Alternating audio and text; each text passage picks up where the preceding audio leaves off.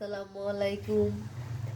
আজকে জুমার দিন, সবাইকে জুমা মোবারক। তো আজকে আমাদের বাসায় টাকি মাছের ভর্তা বানানো হয়েছে, আর সিম, আলু, টমেটো, ফুলকপি দিয়ে লার্বা রান্না হয়েছে। টমেটো টক পুঁটি মাছ দিয়ে আর রান্না হয়েছে গরুর মাংস, সাদা ভাত, মুরগির মাংসের বিরিয়ানি আর সালাদ।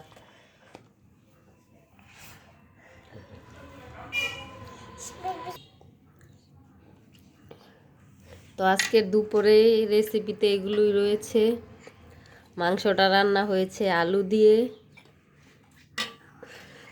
দেখুন মাংসর কালারটা কত সুন্দর হয়েছে।